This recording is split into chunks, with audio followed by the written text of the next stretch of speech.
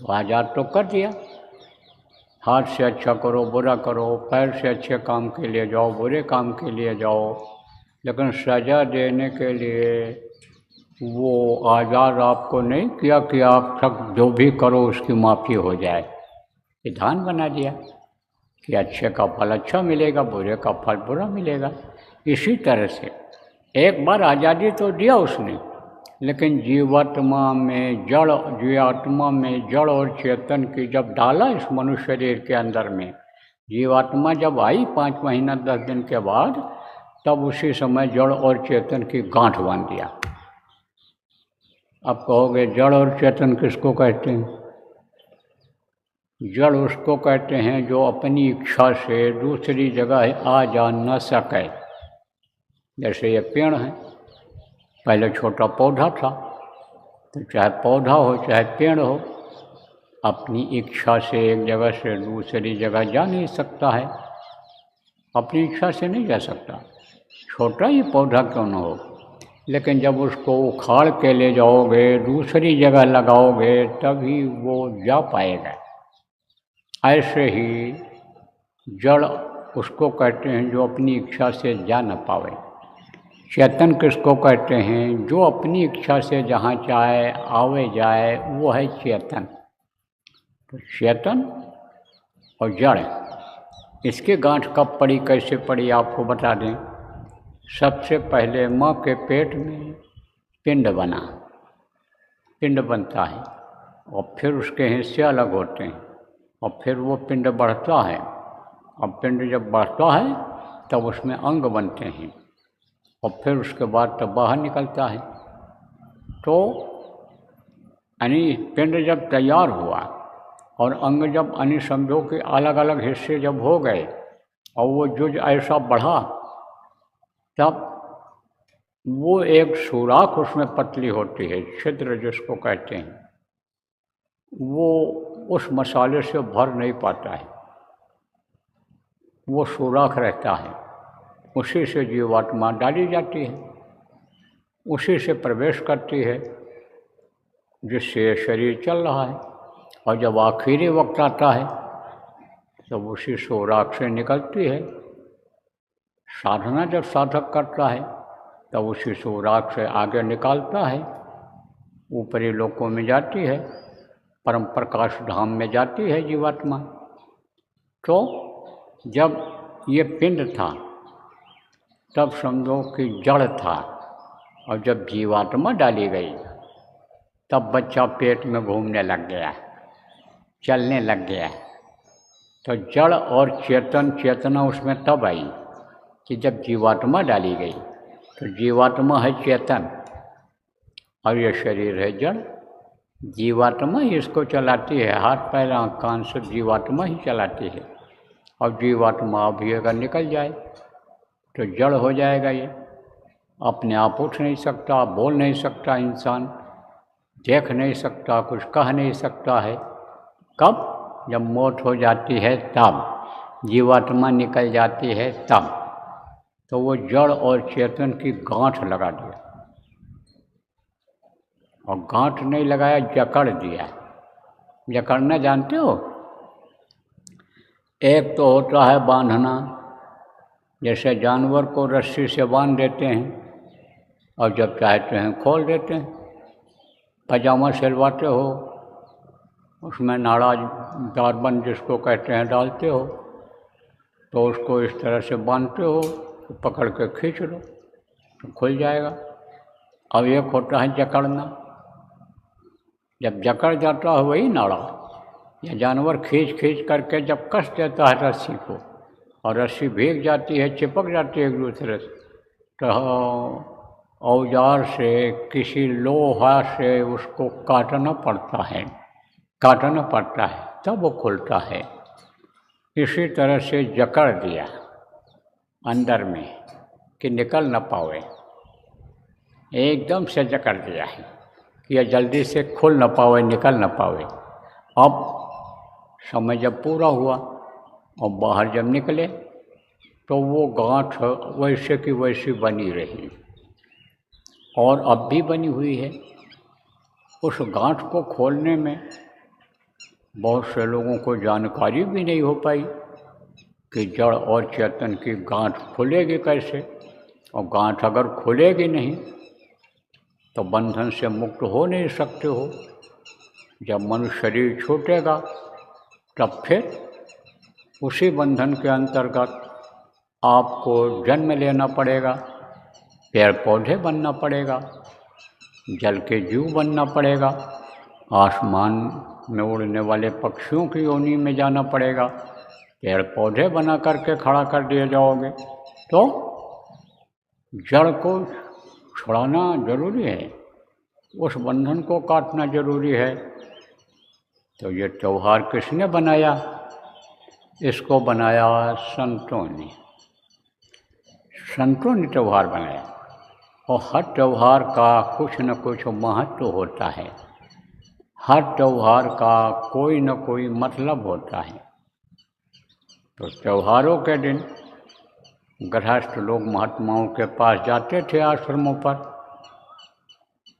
उस समय पर इतना सवारी का साधन नहीं था, सुविधा नहीं थी कि महात्मा इस तरह से दौरा कर सकें, सब जगह आ जा सकें, तो उनके पास जाते थे। तो सबसे पहले तो वो बुराइयों को छुड़ाते थे कि जैसे से गांठ के ऊपर छुड़ाने में असर न पड़े, खोलने में असर न पड़े, क्योंकि बुराइयों का पर्दा जब लगा रहता है तो वो गांठ दिखाई ही नहीं पड़ती है। जैसे गांठ लगी हुई है कहीं और उसके ऊपर मिट्टी गोबर लगा दो, आप तारपुर लगा दो उसके ऊपर, आप डामर जिसको कहते हैं, उसको अगर आप लगा दो तो गांठ दिखेगी? गांठ दिखेगी ही नहीं। तब कहते हैं इसको गांठ को कोई भी गांठ पड़ेगी, और उसके ऊपर मिट्टी गोबर लगा है, रस्सी है, बांध दिया और कहो इस गांठ को छुड़ाओ। अब उसके ऊपर कोई चीज़ लगा है तो तब आप कहोगे भाई इसको धो के लाओ, साफ करके लाओ, तब ये खुलेगा। ऐसे ही वो कर्मों को कटवाते हैं, आदतों को बदलते हैं और कहते हैं भाई बुराई को ख़त्म करो, अपनी बुराइयों को ही छोड़ करके जाओ, तब तुम्हारी गांठ खुलेगी, तब तुम्हारी मुक्ति होगी, मुक्ति मिलेगी, मोक्ष मिलेगा, तब तुम्हारी जीवात्मा की रक्षा होगी, और नहीं तो जीवात्मा ऐसे फंसी रहेगी। त्यौहार महात्माओं ने बनाया। तो रक्षा बंधन नाम इसका क्यों रखा? कि बंधन से मुक्त हो जाओ, दोबारा फिर इस मृत्यलोक में ना आना पड़े, क्योंकि दोबारा आओगे तो दुख झेलना पड़ेगा, जन्मोगे तो तकलीफ होगी, जन्मते वक्त रोता हुआ बच्चा पैदा होता है और मरते समय भी हड्डी हड्डी चटकती है, सैकड़ों बिच्छों के डंक मारने इतना दर्द होता है। तो जन्मने मरने की पीड़ा से मुक्त हो जाओ, मुक्त हो जाओ। तो ये गांठ यानी समझो कि छुड़वाते हैं कि गांठ खोलो, खोलेगी जब तब मुक्ति मिलेगी, तब मोक्ष मिलेगा। तो गांठ खुलेगी कैसे? सवाल ये है कि बहुत से लोग खोलने की कोशिश किए और नहीं खुला, बल्कि वो और उलझता चला गया। गोस्वामी जी महाराज ने कहा सुत पुराण बहु कहो उपाई, और छूट न अधिक अधिक अरुझाई। चारों युग, चार युग है, सतयुग, त्रेता, द्वापर और कलयुग। इन चारों युगों में लोगों ने कोशिश किया गांठ खोलने की। आप ये समझो बहुत उपाय किया, यज्ञ किया, जप किया, तप किया, आप ये समझो अनुष्ठान किया, दान पुण्य किया, तीर्थों में गए, लेकिन वो गांठ खुली नहीं, बल्कि और उलझती चली गई।